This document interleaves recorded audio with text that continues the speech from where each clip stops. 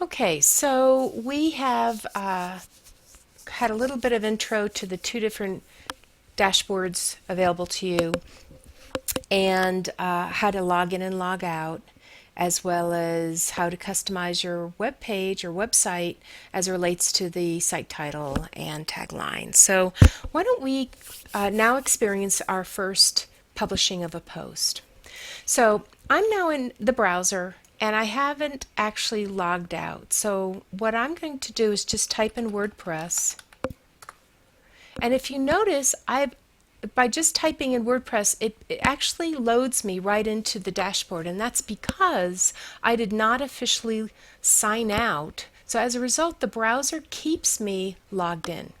The only way in which this doesn't occur is if I officially or very, formally log out. So it's kind of convenient that you can go about your day opening up tabs and all that kind of stuff and still have WordPress available to you. So one of the things I normally do is make sure that the bookmark bar is available, and I just go ahead and save or pull down the address to this WordPress site, so that it's fairly readily for me to be able to go into other sites and then come back and then access my dashboard to my WordPress site.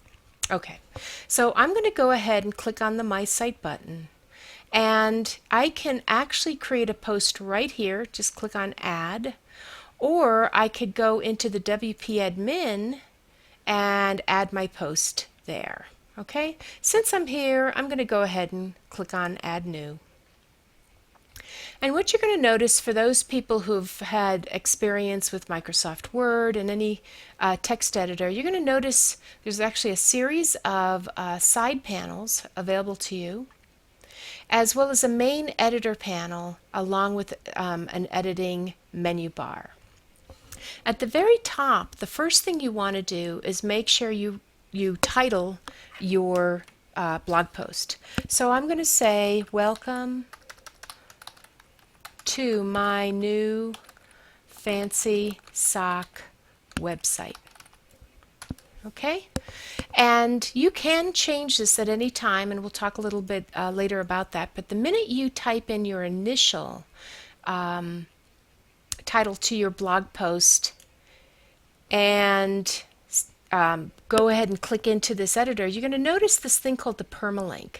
So it actually shows that your first post is going to be Fancy Sock Site, WordPress.com, and in this case I'm authoring this video at the same time of making this blog post, which carries the date, the month, the day, as well as the actual title right there. So just be mindful that whatever changes you make, you want to make it to the permalink also. Okay, but initially anything you make automatically loads into and becomes the permalink of your post. Okay, so I'm going to go ahead and load some fake text, which is sometimes called lorem ipsum, and then load some photographs and show how you can format and make a fairly nice looking blog post fairly easily. Okay, so I went to lipsum.com, which actually generates sort of what they call fake text, or kind of Latin looking text. And all you do is just sort of grab some text if you don't have actual words to use. Copy it. So I've selected it in the browser, and I've literally done Control or Command C. And then what I'm going to do now is load it into the body of my text. So all I'm going to do is Control or Command V as in Victor, and now we've got some nice text. Now, the thing to know is that you actually have two menu bars for editing. For whatever reason, WordPress always loads just one. So the first thing you want to know is definitely come to the far end, and you'll notice this icon on the far end that's called Toolbar Toggle. Click on it, and it loads the second editing menu bar.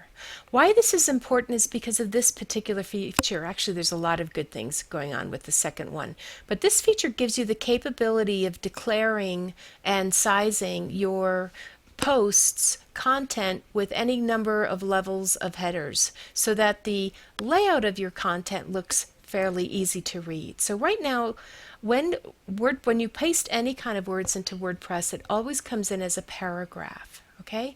But we're going to go ahead and make some headings and maybe even a subheading and allow this to be a paragraph, and then I'm going to anticipate another heading and another subheading and then the beginning of another paragraph. And actually I'm going to go ahead and split this up into two paragraphs. All I'm doing is hitting enter once. That using the enter button once gives you an automatic line break. Okay, so now I'm going to go ahead and select this top one and declare that it is going to be a much larger heading. So I'm going to select the heading 2, and I'm going to go ahead and select the second one as heading 4. So you start to sort of see some nice formatting going on, and thereby allowing for the reader experience to be fairly decent. Okay, so we've got 2 levels, large, medium, and then paragraph. Okay, and you see that it's paragraph because it says paragraph. Now, if I wanted to, I could also reassign this to come up here and just click on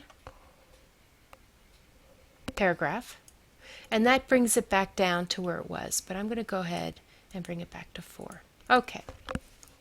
Now, if you notice, you've got bold capabilities, you've got italic, strike through. You can make a couple of items into a list. Select those 3 items, click on a bullet list to make it into a bullet list.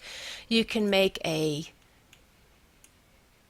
block quote, okay, and maybe not. So I'm going to do is select this and unclick that and bring it back to a paragraph. There's a lot of great formatting available to you in this simple editor right here. Okay, so but for purposes of this demonstration, I'm going to go ahead and let this, all the formatting we just did, go back to just a normal paragraph, so that we can start experiencing what it's like to add some images. Okay, so we've got these H2 headers. I added some more text, and that's all looking pretty good. So we're going to go ahead and save the draft and preview it. So when you preview it, and it is in its separate tab, you can see what it looks like, and it looks pretty content dense or text dense. So we're going to start adding a image or two and see how that looks. Okay, we're going to go back. Now, to add an image, all you need to do is think about left and right, and whether it's left and right, you always want to put your cursor on the left hand side, because you can tell WordPress to position the image to the right while lining up with the whatever line that you've chosen. So I'm going to line the images up with the top paragraphs, starts of the paragraphs of each of these 2 segments of this post. So the first thing we're going to do is put our cursor there, click on Add Media. Now, for those of you who are starting out, you're going to see that nothing is in your media library, and that uploading your files is what you would do first, which is go find and select some files and upload them. So I'm going to go ahead and do that. I'll just go ahead and do that again. Do I have any pictures? Yeah, I'll pick up that guy. Okay. When you go ahead and upload an image, it actually loads to the media library, and it's here that you will have all of your images available to you. So I uploaded a couple of sock images, and if you notice, when I click on any of these, what loads to the right is the spec of that image. So you'll see that how much storage space that image is and what the pixel size is. Okay, so this one's 600 by 203, this one's 450 by 528, and this one's 640 by 446. Now, we'll talk a little later about this, but you can have it so that these images can load to a specific size that's standard to your website. So let's go ahead and see what that's like. So I'm going to go ahead and select the Superman socks and insert it.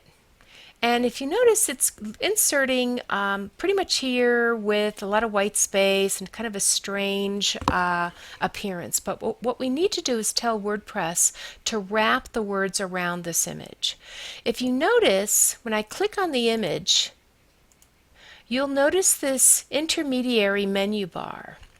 And what we're going to want to do, this menu bar allows us to remove the image, to edit it, but the most important thing we're going to work with right now is just formatting the location or alignment of this image. So I'm going to select the Align Left, and by doing that, what happens is that little square means this image, and that all these lines around it mean these words. Okay?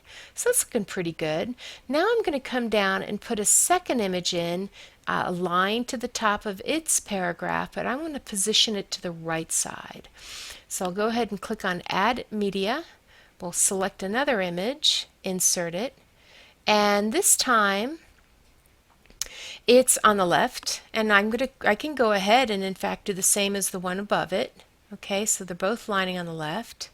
But I've decided I'm going to also maybe want this on the right. So all I have to do is select the image, make sure the bounding boxes are present, and then come up and click on the Align Right button.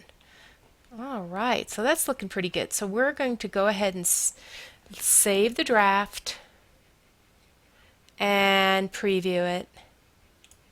It loads to this tab again, and that's looking pretty good. Okay, the only thing I might do is make these images a little bit smaller, and then I'm going to publish it. Okay, so I'm going to keep this tab open, click on the Edit My Post, come back here, and just to make it smaller, I can do it by site, which is to click on the image, grab a bottom right-hand corner bounding box, click once, and drag. And I'm going to make this about there. Okay, I'm going to come down and do the same here.